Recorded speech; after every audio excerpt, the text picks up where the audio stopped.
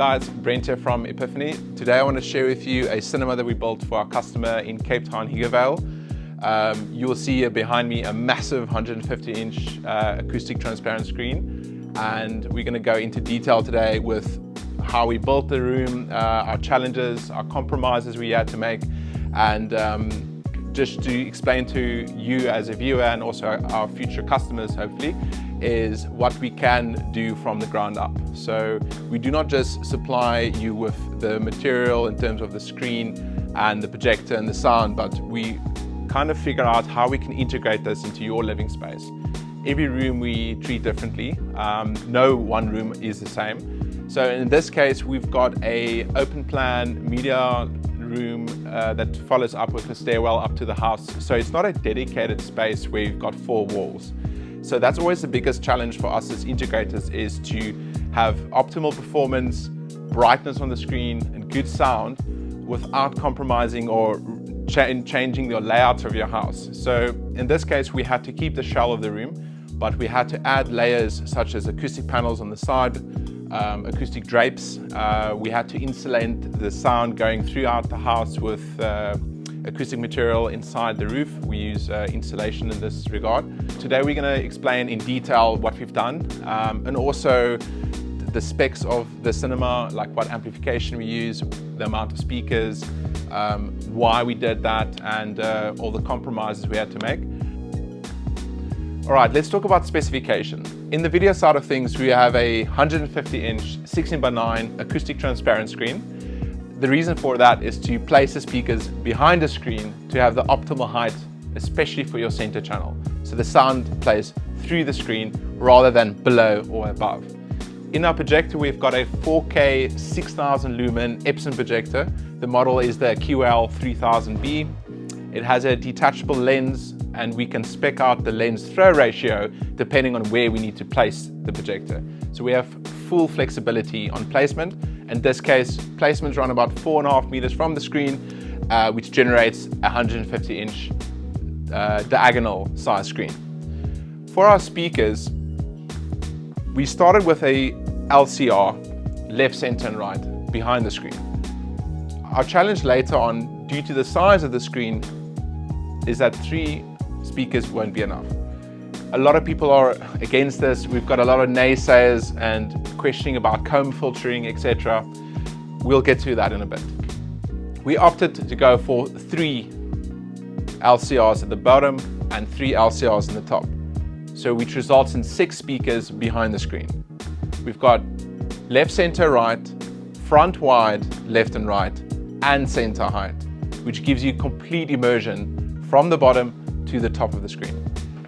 For our height channels, we use the BMW CCM 7.3 S2s, which is Bowers & Wilkins 700 series in-ceiling speaker. If you know Bowers & Wilkins well, you'll know that performance is always highest of their priority. If you can imagine a 700 series bookshelf speaker, but at a height layer, it's incredible. These speakers are square mounted in the ceiling, weighing almost 10 kgs each, so we added some support. As a safety precaution, we actually put chains mounted on the speaker and screwed into the soffit. So if there's an issue, which there won't be, but you always fear for the worst, if it falls out the ceiling, it will catch. It will not fall on your head.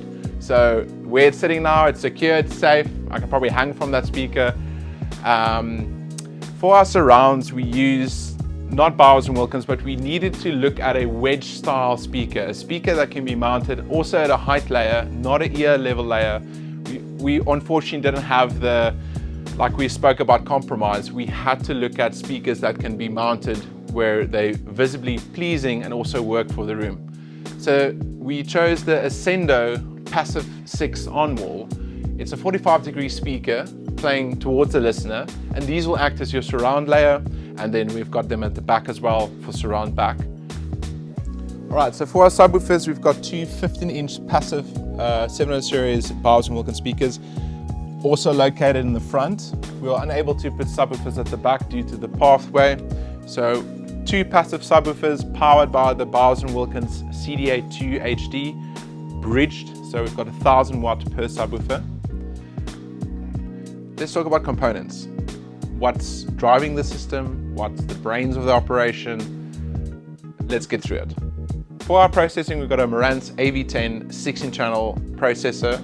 We're running balanced outputs from each channel dedicated to a 16-channel power amplifier. This is the Marantz AMP10. So the AV AMP10 combo is true reference for cinema. I think for this cinema, it ties into the components and it's a good match.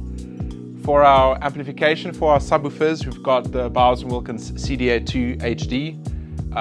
We've got 2 of them running in bridge mode, which results in 1000 watt per subwoofer for good headroom. In total wattage power, we've got more than enough suitable for these speakers. We always leave a little bit of headroom there, so we're not running out of steam, especially running at reference volumes. For our source components, we've got an Apple TV, very common for most cinemas. It's budget friendly and it just works. This client wanted a little bit extra. He said, Brent, what is the best video source to use for watching movies? And immediately Kaleidoscope came to mind. We've got the Strato V player with a local 2 terabyte storage.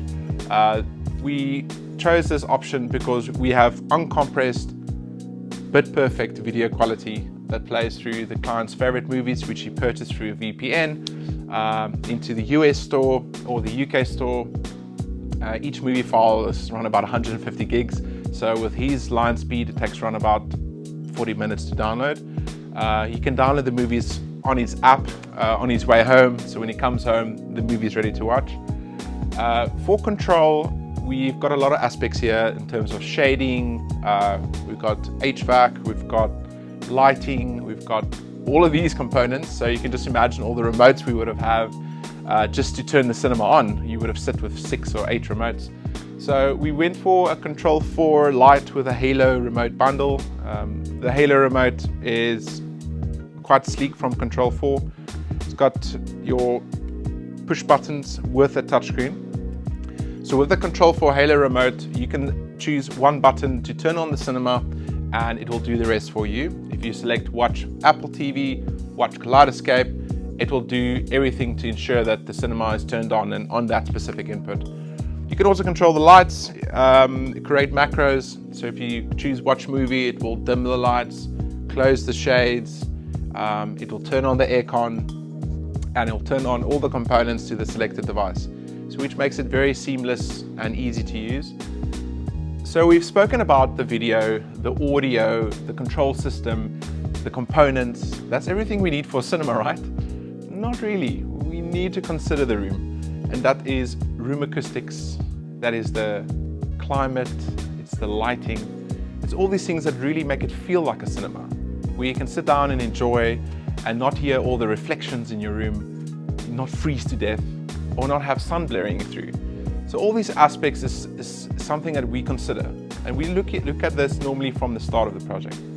What we've done here is we've removed all the downlighters from the soffit. We installed a 280mm drop ceiling. The reason behind the size of the drop ceiling was really to run all our servicings, our speaker wires, network wires, our ducting for our HVAC, our electrical wires for the aircon system and for the lighting. This gives a bit of space to play around with hiding things behind surface, because the last thing we want to do is run trunking in this room, right? So if you look at what we've done here, we've installed our HVAC outlets right above our seating, giving fresh air and comfortable air throughout the room, especially for this cold winter nights. It's now late in May in Cape Town, so it's starting to get a bit freezing. I do have a short shirt on, but don't let that fool you. It is extremely cold at the moment. So we would like to make the room comfortable. We've also placed acoustic panels on the side wall, which addresses our major reflection point in this room. We had a bare wall here with a DB board and basically no purpose on this wall. So we've covered it with fabric, which was chosen from the customer. Inside there is a 50mm foam to help absorb the sound, and we layered it in terms of blocks. So we attach it on the wall, but it's all customizable end of the day. It took us a total of 3 weeks to complete this project from the start. It was managed by myself with our subcontractors, each specializing in their field. all working towards the same plan. When it comes to a new build or renovation, planning is everything. The key component really here is to make sure that all the contractors and specialists have the same goal in mind and all work in a timely manner in a certain sequence.